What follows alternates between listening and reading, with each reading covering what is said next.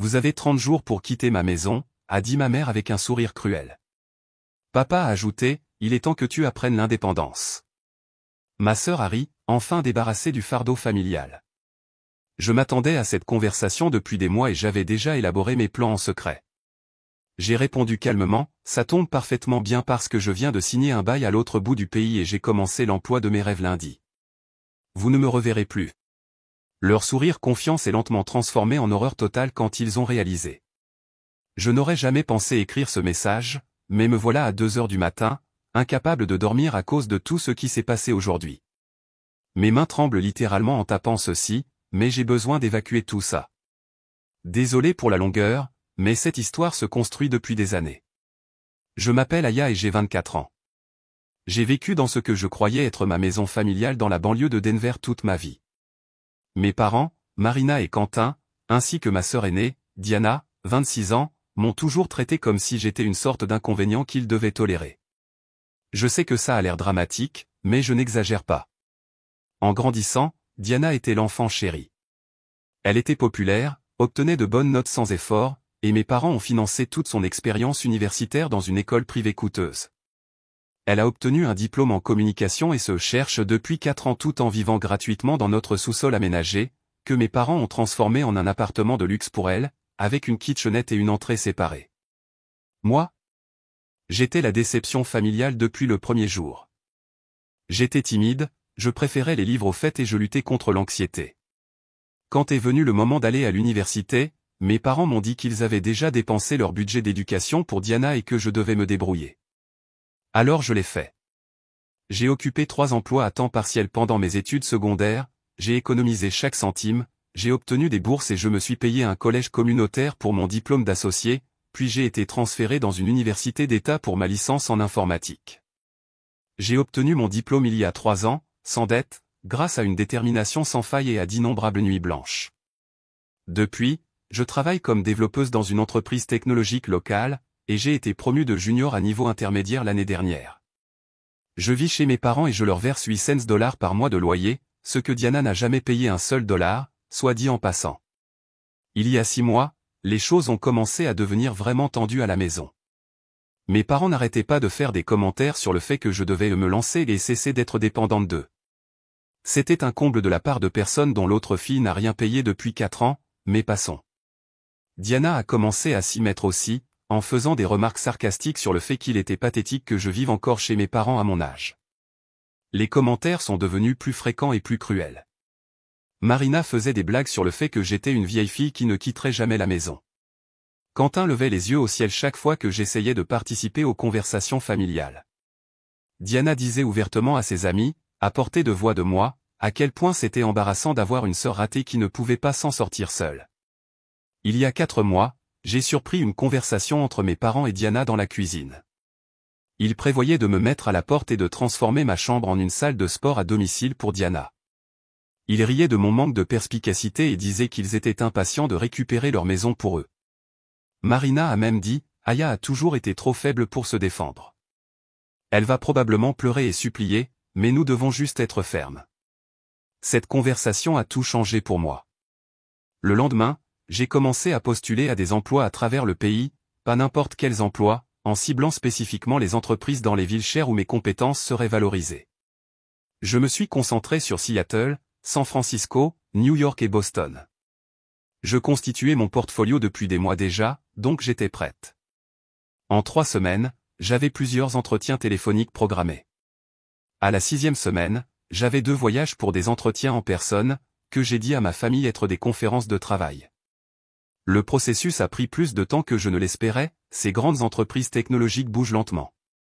Il a fallu près de 3 mois avant que je reçoive une offre d'emploi d'une entreprise technologique bien connue à Seattle pour 72 000 $ par an, soit une augmentation solide de 60% par rapport à mes 45 000 $ actuels. J'ai accepté immédiatement. Ensuite, j'ai commencé à chercher un appartement en ligne. J'ai trouvé un bel appartement d'une chambre à Capitol Hill pour 1 800 $ par mois. Ce n'était pas du luxe, mais avec mon nouveau salaire et les quelques économies que j'avais réussi à accumuler, c'était gérable. J'ai fait une visite virtuelle, j'ai envoyé ma candidature avec tous mes documents, la vérification de mon emploi et 3 mois de relevé bancaire, et j'ai été approuvé en 1 semaine. Mais je ne me suis pas arrêté là. Je savais que ma famille essaierait de rendre mon départ aussi difficile que possible, alors j'ai tout planifié. J'ai fait des recherches sur les entreprises de déménagement et j'ai obtenu des devis. J'ai ouvert un nouveau compte bancaire dans une caisse populaire de Seattle et j'ai commencé à y faire déposer mes chèques de paie. J'ai même trouvé un excellent thérapeute à Seattle et j'ai programmé mon premier rendez-vous. J'ai parlé de ma situation à mon patron actuel, et il a été incroyablement compréhensif. Il a accepté de me donner une excellente référence et m'a même offert de terminer quelques projets à distance pendant ma période de transition. Il m'a également écrit une recommandation élogieuse sur LinkedIn.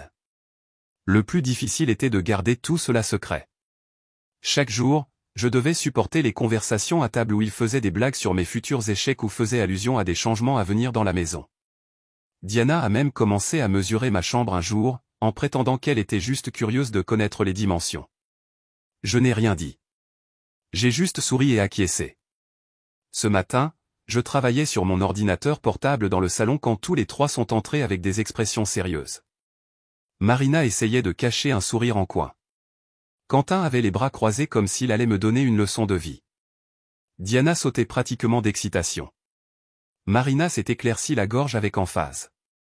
Aya, nous devons avoir une réunion de famille. J'ai levé les yeux de mon ordinateur portable, feignant l'innocence. Bien sûr, qu'est-ce qui se passe? Eh bien, a commencé Marina, sa voix prenant ce ton faux doux qu'elle utilise quand elle est sur le point d'être cruelle, ton père et moi avons parlé et nous pensons qu'il est temps pour toi de passer à l'étape suivante de ta vie. Ah bon, ai-je dit, en continuant à taper. Quel genre d'étape suivante?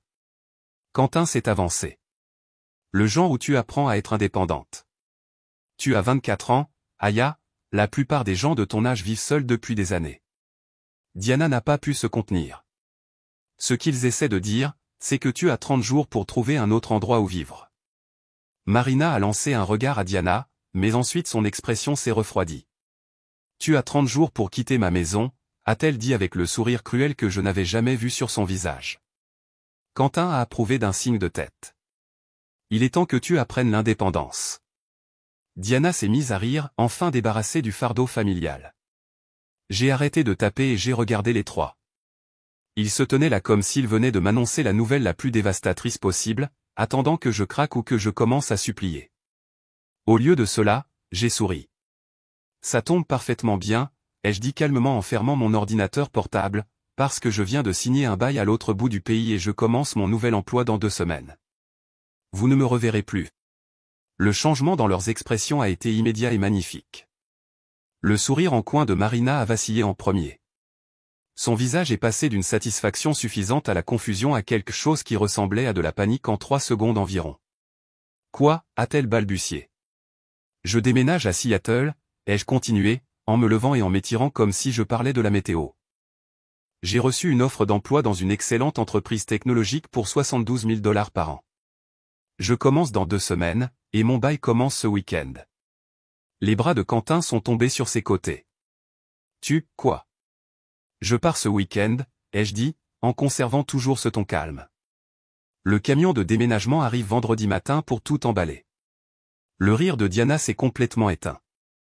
Tu mens. J'ai sorti mon téléphone et je leur ai montré l'email de l'entreprise confirmant ma date de début.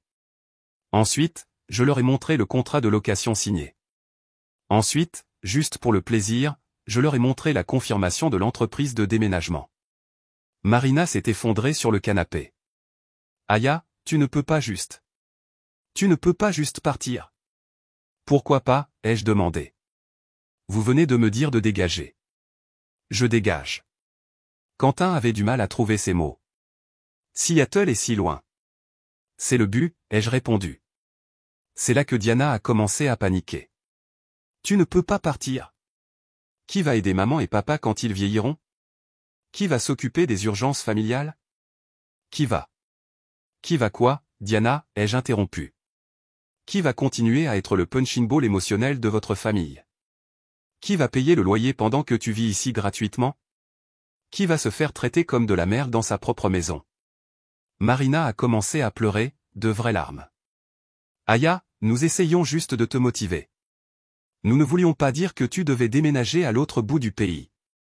Vraiment, ai-je demandé, parce qu'il y a 3 mois, je vous ai entendus tous dans la cuisine planifier de me mettre à la porte pour que Diana puisse avoir ma chambre comme salle de sport. Vous riez de la façon dont je suis faible et de la façon dont je supplierai probablement pour rester. Ils se sont tous tus complètement. Vous pensiez que j'étais pathétique et que je ne pouvais pas m'en sortir seul, ai-je continué. Il s'avère que vous vous trompiez. Non seulement je peux m'en sortir seul, mais je peux prospérer, et je peux le faire sans aucun de vous. Quentin a essayé une approche différente. Aya, tu es impulsive. Tu n'as rien à nous prouver. Je n'essaie de rien vous prouver, ai-je dit. J'essaie de prouver quelque chose à moi-même, et je l'ai déjà fait. C'est là que la véritable panique a commencé. Marina a commencé à faire de l'hyperventilation en disant qu'il ne me reverrait plus jamais. Quentin a commencé à parler du fait que la famille est censée rester unie. Diana a même eu le culot de dire que j'étais égoïste. Égoïste, ai-je ri. Diana, tu as 26 ans et tu n'as rien payé depuis 4 ans. Tu vis au sous-sol gratuitement alors que je paie 8 cents par mois pour une chambre à coucher. Tu me traites d'égoïste? C'est différent, a-t-elle bafouillé. Comment? Elle n'a pas pu répondre. Ensuite, Marina a essayé de me faire culpabiliser. Qu'en est-il des vacances? Qu'en est-il des anniversaires? Qu'en est-il des petits-enfants un jour? Qu'en est-il d'eux, ai-je demandé. Vous avez très bien fait comprendre que je suis un fardeau. Les fardeaux ne sont généralement pas invités aux vacances. Nous n'avons jamais dit que tu étais un fardeau, a menti Quentin. Diana vient littéralement de me traiter de fardeau familial il y a 5 minutes. Plus de silence. Je pouvais voir qu'ils commençaient tous à réaliser l'ampleur de ce qui se passait. Je ne me contentais pas de déménager, je les coupais complètement, et ils commençaient à comprendre qu'ils étaient allés trop loin. Voyez, voici ce qu'ils ne savaient pas. J'ai été leur filet de sécurité financière pendant des années. Quand Quentin a perdu son emploi il y a 3 ans, qui, selon vous, a aidé à payer les mensualités de l'hypothèque? Quand la voiture de Marina est tombée en panne, qui a payé les réparations? Quand Diana avait besoin d'argent pour sa dernière entreprise commerciale, qui était sous pression pour aider la famille? Moi. Toujours moi. J'ai contribué bien plus que mes 800 $ de loyer. J'ai été la personne responsable, la personne fiable, celle sur laquelle ils pouvaient toujours compter pour résoudre leurs problèmes, et maintenant je partais. Aya, a dit Marina doucement, nous ne pouvons pas nous permettre la maison sans ton aide. Voilà. La vérité. Ça semble être votre problème, ai-je répondu. Ce qui s'est passé ensuite était honnêtement difficile à regarder, même s'il le méritait. Marina a commencé à sangloter en disant qu'il ne pouvait pas perdre la maison. Quentin a commencé à calculer frénétiquement des chiffres à voix haute. Diana a réalisé que son paradis sans loyer était sur le point de disparaître. Tu ne peux pas simplement abandonner ta famille, a dit Quentin désespérément. Je n'abandonne personne, ai-je répondu. Je quitte des gens qui m'ont abandonné émotionnellement il y a des années. Marina a levé les yeux avec des larmes coulant sur son visage. Nous t'aimons, Aya. Non, vous ne m'aimez pas, ai-je dit simplement. Vous aimez ce que je fournis. Vous aimez avoir quelqu'un à rabaisser, quelqu'un à blâmer, quelqu'un à utiliser comme plan de secours financier, mais vous ne m'aimez pas. Ce n'est pas vrai, a dit Diana, mais sa voix était faible. Quand est la dernière fois que l'un d'entre vous m'a demandé comment j'allais? Quand est la dernière fois que vous avez célébré l'une de mes réalisations? Quand est la dernière fois que vous m'avez traité comme si j'avais de l'importance? Aucun d'eux n'a pu répondre. Ensuite, j'ai porté le coup final. Je gardais cette information, attendant le bon moment. De plus, ai-je dit avec désinvolture, je suis attentive aux finances de notre famille. Papa, je sais que tu n'as pas payé le montant total des mensualités hypothécaires depuis 8 mois. Tu as utilisé mon argent de loyer pour combler le manque à gagner, mais ce n'est toujours pas suffisant. Le visage de Quentin est devenu blanc. La maison est déjà en pré-saisie. La banque a envoyé un avis le mois dernier. Je l'ai intercepté parce que je suis attentive au courrier. Le silence dans la pièce était assourdissant. Donc, non seulement vous perdez votre punching ball émotionnel et votre filet de sécurité financière, ai-je continué, mais vous êtes sur le point de perdre la maison de toute façon. Mon départ ne fait qu'accélérer l'inévitable. Marina sanglotait maintenant de manière incontrôlable. Diana fixait le sol en état de choc. Quentin avait l'air qu'il allait vomir. Je suis monté à l'étage, j'ai pris mon ordinateur portable et mon sac à main, et je suis redescendu. Je vais rester dans un hôtel jusqu'à vendredi, ai-je annoncé. Les déménageurs seront là à 8 heures pour emballer mes affaires. Veuillez ne pas les déranger.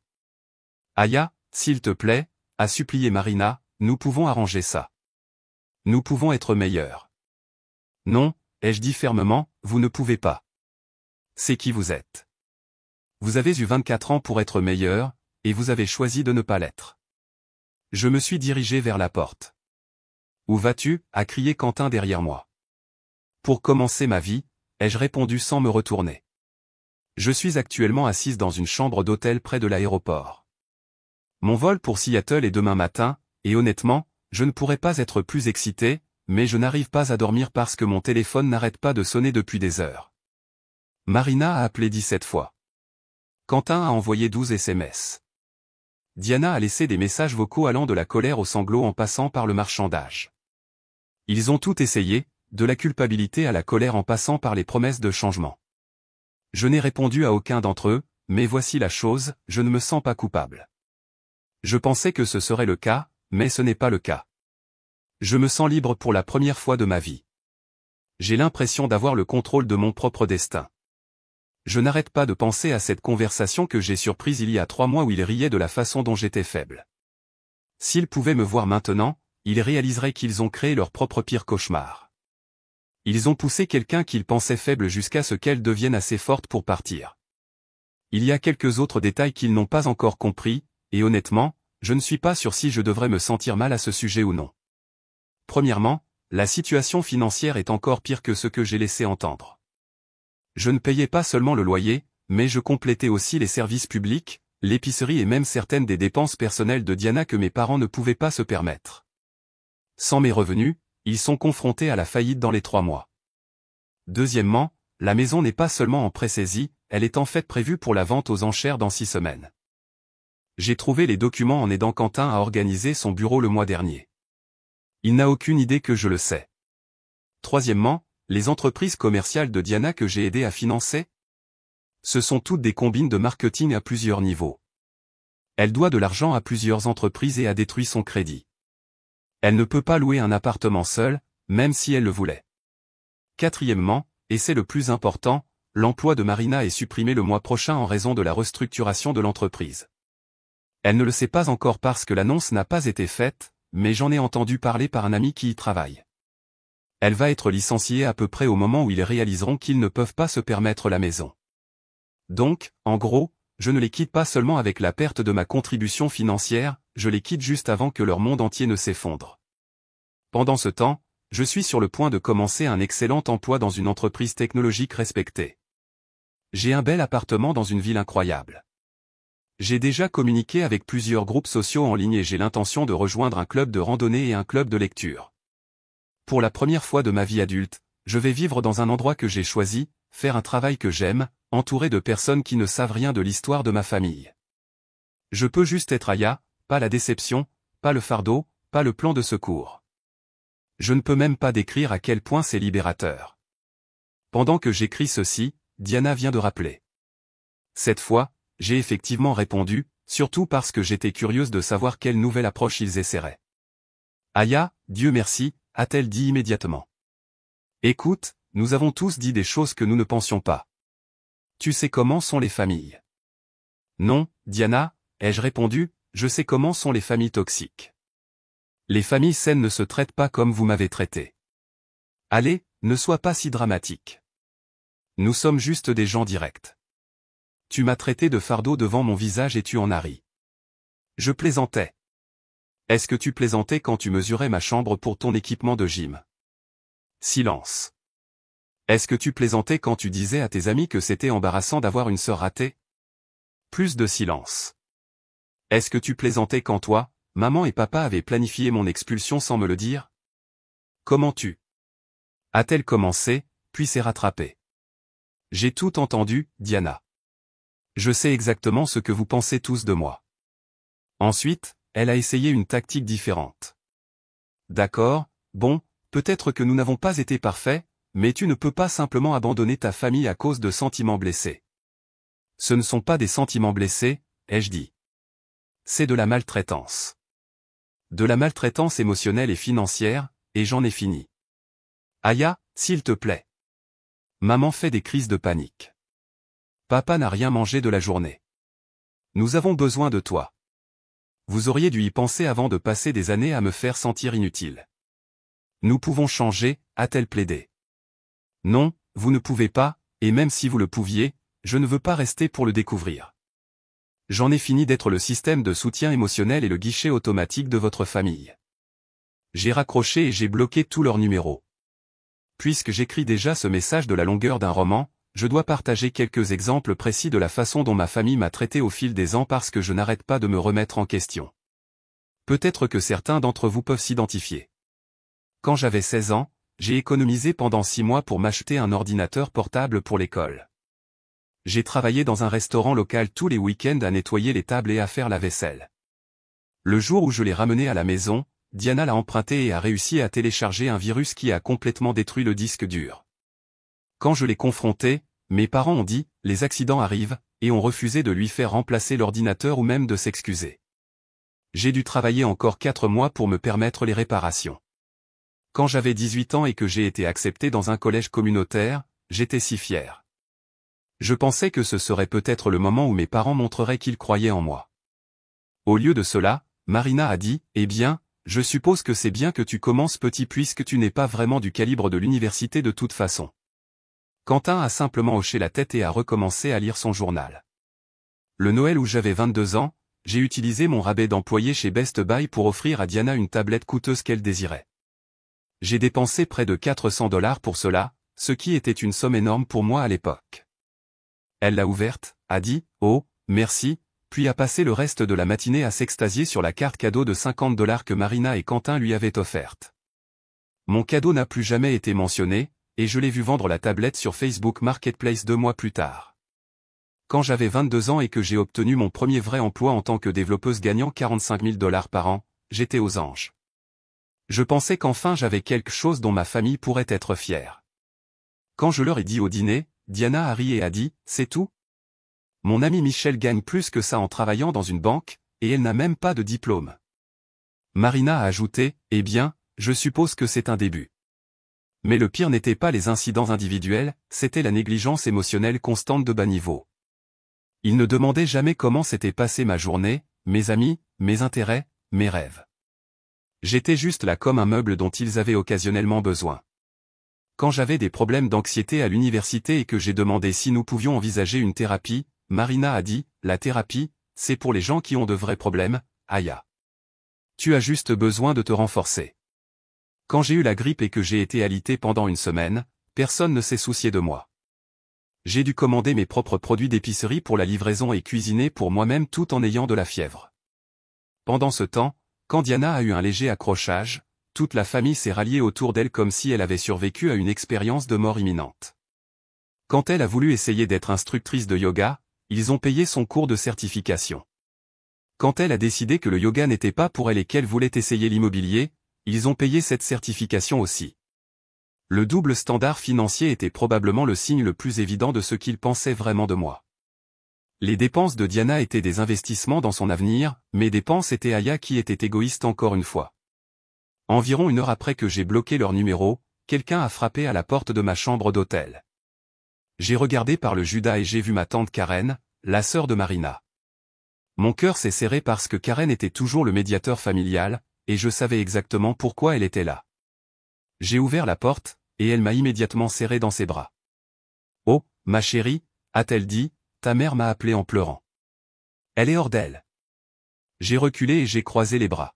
« Tante Karen, avec tout le respect que je vous dois, je ne suis pas intéressé à me faire culpabiliser en ce moment.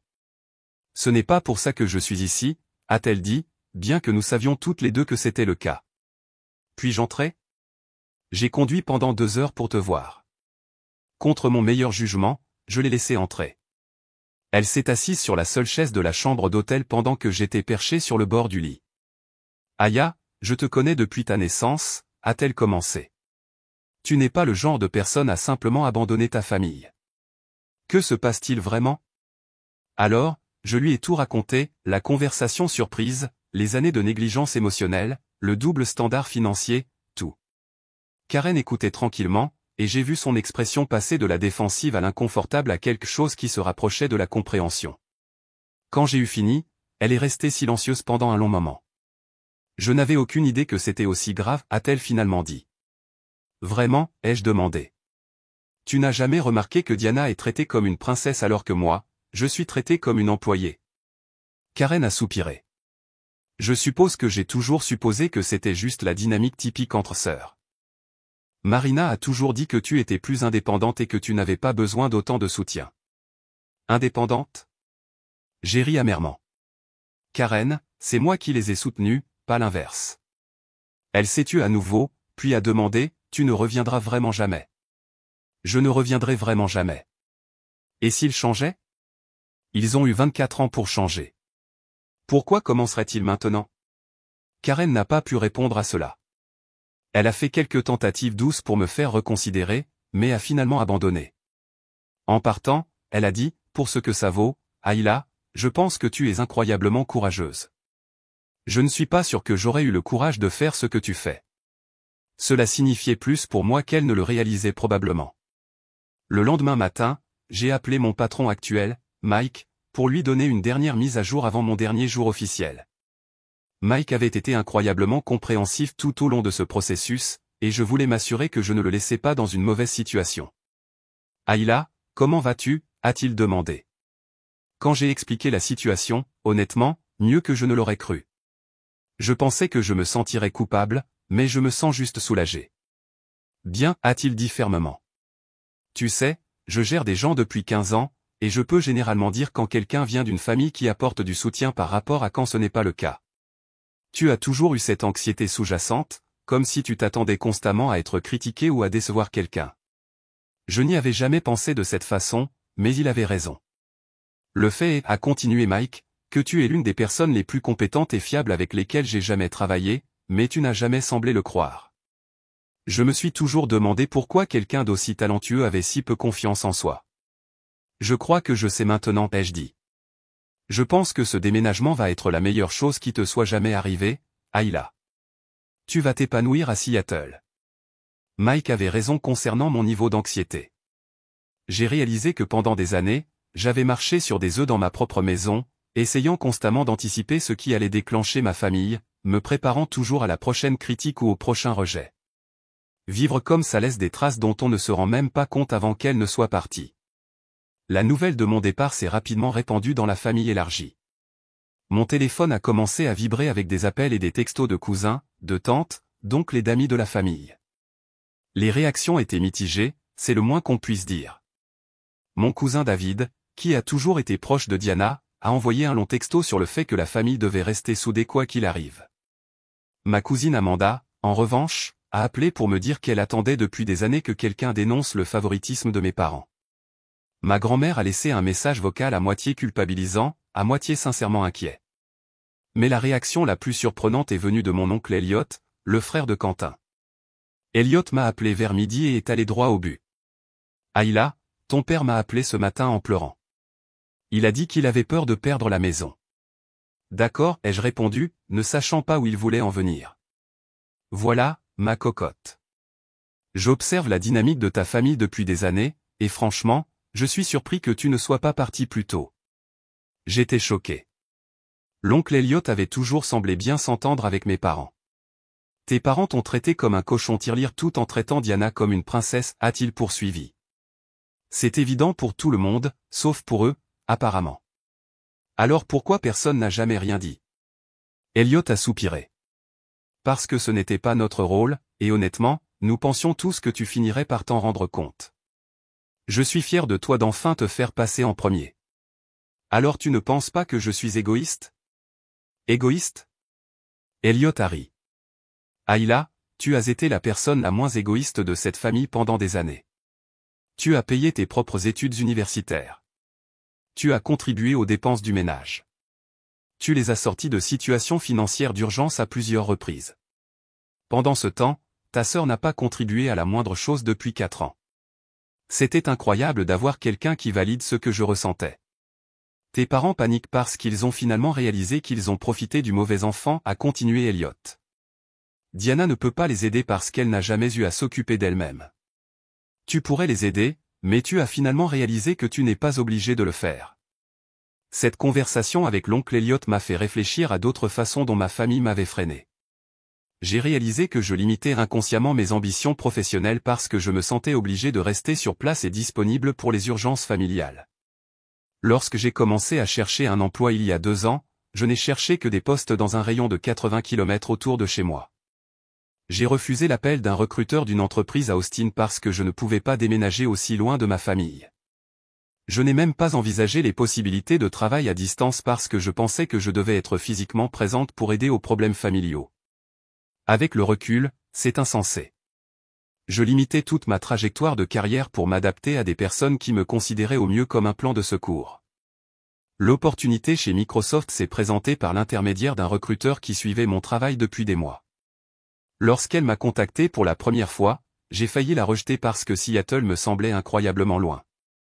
Ce n'est qu'après avoir surpris cette conversation dans la cuisine que j'ai même accepté le premier entretien téléphonique.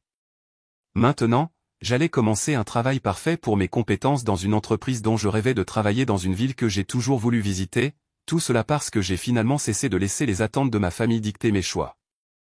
Jeudi soir, je suis retourné à la maison une dernière fois pour faire quelques préparatifs avant l'arrivée des déménageurs. La maison était étrangement silencieuse. J'ai supposé que ma famille m'évitait, ce qui était bien. Passer en revue mes affaires a été plus émouvant que je ne l'avais prévu. J'ai trouvé des journaux intimes du lycée où j'avais écrit que je me sentais invisible et sans importance. J'ai trouvé des cartes que j'avais faites pour la fête des mères et la fête des pères au fil des ans, exprimant un amour et une gratitude qui n'ont jamais été réciproques. J'ai trouvé des photos de vacances en famille où j'étais clairement le mouton noir, toujours légèrement à l'écart, jamais vraiment incluse dans le cercle restreint. Mais j'ai aussi trouvé des preuves de ma propre force et indépendance, des prix universitaires qui n'ont jamais été célébrés, des évaluations de travail louant mon dévouement et mes compétences, des notes de remerciement de collègues qui appréciaient mon aide sur les projets, un dossier de lettres d'acceptation d'université que j'avais réussi à intégrer malgré l'absence de soutien familial. J'ai emballé les preuves de mes réalisations et j'ai jeté les preuves de leur négligence. C'était symbolique. Pendant que j'emballais, j'ai entendu des voix en bas, mes parents et Diana ayant ce qui ressemblait à une discussion animée. Je n'ai pas pu comprendre la majeure partie de celle-ci, mais j'ai saisi des fragments, aurait dû plus l'apprécier. Jamais pensé qu'elle partirait vraiment. Qu'est-ce qu'on va faire de l'argent? Une partie de moi voulait descendre et leur dire exactement ce qu'ils pouvaient faire de l'argent, trouver des emplois, cesser de vivre au-dessus de leurs moyens, faire en sorte que Diana contribue à quelque chose pour une fois. Mais j'ai résisté. Ce n'était plus mon problème à résoudre. Alors que j'étais en train de scotcher des cartons, mon téléphone a sonné. C'était mon ami de l'université, Marin, à qui je n'avais pas parlé depuis des mois. Apparemment, Diana l'avait contacté sur les réseaux sociaux, essayant de convaincre Marin de me dissuader de partir. « Ayla, qu'est-ce qui se passe ?» a demandé Marin. « Ta sœur m'a envoyé ce long message sur le fait que tu abandonnes ta famille, et elle s'inquiète pour ta santé mentale. » J'ai ri. Diana s'inquiète pour ma santé mentale? C'est un comble. J'ai donné à Marin la version abrégée de l'histoire. Quand j'ai eu fini, elle est restée silencieuse pendant un moment. « Oh mon Dieu, Ayla, a-t-elle finalement dit. Je me suis toujours demandé pourquoi tu n'aimais jamais parler de ta famille. Maintenant, je comprends. Ouais, eh bien, je n'aurai plus à m'en soucier très longtemps.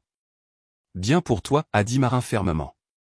Tu sais, je me souviens qu'à l'université, tu stressais à l'idée de rentrer à la maison pendant les vacances. Je pensais que c'était juste le mal du pays normal, mais c'était le contraire, n'est-ce pas? Elle avait raison. J'avais horreur de rentrer à la maison parce que je savais que je passerais toute la visite à être ignoré ou critiqué, mais je ne l'avais jamais admis à personne, pas même à moi-même. Ayla, a continué Marin, je veux que tu saches que tu fais le bon choix. Tu mérites tellement mieux que la façon dont ils t'ont traité. Après avoir raccroché, j'ai réalisé que Marin était la 3e personne en 2 jours à valider ma décision. Peut-être que je n'étais pas folle après tout. Jeudi soir était ma dernière nuit à Denver, et je n'ai pratiquement pas dormi, non pas parce que j'étais angoissé par le déménagement, mais parce que je n'arrêtais pas de penser à toutes les façons dont ma vie allait changer. Pour la première fois de ma vie d'adulte. Je n'aurais pas à prévoir de budget pour les urgences des autres. Je n'aurais pas à écouter les commentaires passifs-agressifs sur mes choix de style de vie. Je n'aurais pas à faire semblant d'être intéressé par le dernier plan de Diana pour devenir riche rapidement. Je n'aurais pas à marcher sur des œufs dans ma propre maison. Je pourrais décorer mon appartement comme je le souhaiterais. Je pourrais cuisiner les aliments que j'aime sans me soucier des préférences des autres. Je pourrais inviter des amis sans être jugé. Je pourrais m'adonner à des loisirs sans être ridiculisé. Je pourrais simplement exister sans avoir constamment l'impression de ne pas répondre aux attentes de quelqu'un d'autre. Plus j'y pensais, plus j'étais excité.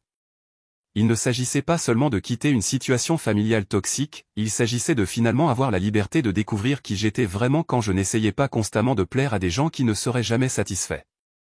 J'ai aussi pensé aux aspects pratiques de ma situation familiale. Sans mes revenus, ils allaient devoir faire des choix difficiles. Ils pourraient déménager dans une maison plus petite, mais cela signifierait que Diana devrait renoncer à son appartement au sous-sol. Ils pourraient faire payer un loyer à Diana, mais elle n'avait pas de revenus stables. Ils pourraient tous les deux trouver un deuxième emploi, mais Marina travaillait déjà à temps plein, et Quentin avait plus de 50 ans et des compétences limitées. La réalité était qu'ils avaient bâti leur style de vie en comptant sur mes revenus comme un supplément, et maintenant ce supplément disparaissait. Ils allaient apprendre une dure leçon sur la planification financière et la dynamique familiale. J'aurais dû me sentir mal à ce sujet, mais ce n'était pas le cas. Ils avaient fait leur choix, et maintenant ils devaient en assumer les conséquences. J'ai raccroché et bloqué tous leurs numéros. Vendredi matin est arrivé rapidement. J'ai rencontré les déménageurs à la maison à 8 heures précises. Ma famille était visiblement absente. Je suppose qu'ils ne pouvaient pas supporter de voir leur filet de sécurité littéralement emballé dans des cartons et emmené. C'était surréaliste de traverser la maison une dernière fois. Ma chambre d'enfance avait l'air si petite et triste sans mes meubles. Le salon où ils avaient prononcé leur ultimatum quelques jours auparavant était vide et froid. J'ai trouvé un mot de Marina sur ma commode, « Ayla, s'il te plaît, reconsidère ta décision. Nous t'aimons, et nous sommes désolés. Nous ne pouvons pas faire ça sans toi. S'il te plaît, appelle-nous. » Je l'ai laissé là et je suis sorti. Je suis en train d'écrire cette mise à jour depuis mon nouvel appartement à Seattle. Cela fait 2 semaines que je suis parti, et je voulais informer tous ceux qui ont suivi cette histoire. Tout d'abord, mon travail est incroyable. Mes collègues sont brillants et gentils, mon manager est compréhensif, et je travaille sur des projets qui comptent vraiment. Je me réveille excité d'aller travailler, ce qui est une expérience complètement nouvelle pour moi. Deuxièmement, Seattle est incroyable. J'ai déjà rejoint un groupe de randonnée, je me suis fait 2 amis proches, et j'apprends à cuisiner correctement puisque j'ai enfin une cuisine qui est vraiment la mienne. J'ai acheté des plantes. J'ai de l'art sur mes murs que j'ai choisi. Cela semble simple, mais après des années passées à vivre dans ce qui ressemblait essentiellement à une prison, avoir mon propre espace est magique. Troisièmement, ma santé mentale s'est considérablement améliorée. Je n'avais pas réalisé à quel point j'étais soumise à un stress constant jusqu'à ce qu'il disparaisse. Je dors mieux, je ris plus, et j'aime réellement la personne que je vois dans le miroir maintenant. Pour la mise à jour familiale, parce que je sais que c'est ce que vous vous demandez tous, la maison a été saisie exactement quand je l'avais prédit. Ils ont dû déménager la semaine dernière. Marina s'est fait licencier de son travail, également exactement quand je m'y attendais. Quentin travaille à temps partiel dans une quincaillerie. Diana a emménagé chez une amie, mais selon une connaissance commune, elle est déjà malvenue. Ils ont continué à essayer de me contacter par divers moyens, les réseaux sociaux, des amis communs, essayant même de me joindre par le biais de mon nouveau travail, ce qui a été bloqué par les RH après que j'ai expliqué la situation. Les messages ont évolué à travers plusieurs étapes, la colère, comment as-tu pu abandonner ta famille, le marchandage, si tu nous aides juste avec le dépôt de garantie, la culpabilisation, ta mère pleure tous les jours, et maintenant finalement ce qui semble être un remords sincère, nous réalisons que nous t'avons terriblement traité, et nous voulons réparer les choses. Mais voilà, je ne veux pas réparer les choses. Je ne veux pas arranger les choses ou reconstruire la relation. Je veux être libéré des gens qui ont passé des années à me faire sentir sans valeur, et je le suis enfin. Certaines personnes dans les commentaires ont dit que je suis trop dur, que la famille est la famille, que je devrais leur donner une autre chance. À ces personnes, je dis ceci, vous ne devez une relation à personne, même aux membres de votre famille, surtout si cette relation est nuisible à votre bien-être. J'ai passé 24 ans à essayer de gagner leur amour et leur respect. Je n'y consacrerai pas un jour de plus. Cette expérience m'a appris que parfois, les personnes qui sont censées vous aimer inconditionnellement sont en réalité celles qui vous freinent le plus. Parfois, s'éloigner n'est pas abandonner, c'est se choisir soi-même. Je ne suis pas la personne faible et pathétique qu'il pensait que j'étais. Je suis assez forte pour construire une vie selon mes propres conditions, dans un endroit de mon choix, entouré de personnes qui me valorisent. Et honnêtement, c'est la meilleure vengeance qui soit. Mise à jour, merci à tous pour l'énorme soutien. J'ai reçu des centaines de messages de personnes partageant des histoires similaires, et c'est à la fois déchirant et inspirant de savoir que je ne suis pas seul. Pour ceux qui s'interrogent sur la situation actuelle de ma famille, je ne sais vraiment pas, et je ne veux pas savoir. Je suis passé à autre chose, et je leur suggère de faire de même. À quiconque se trouve dans une situation similaire, vous méritez mieux. Vous méritez d'être traité avec respect et gentillesse. Vous méritez d'être valorisé pour ce que vous êtes, pas pour ce que vous fournissez. Et si votre famille ne peut pas vous donner cela, il est acceptable de trouver des personnes qui le peuvent. Seattle est magnifique, au fait. Les montagnes sont incroyables, le café est incroyable, et ma nouvelle vie est tout ce que j'espérais qu'elle serait. Je suis enfin libre.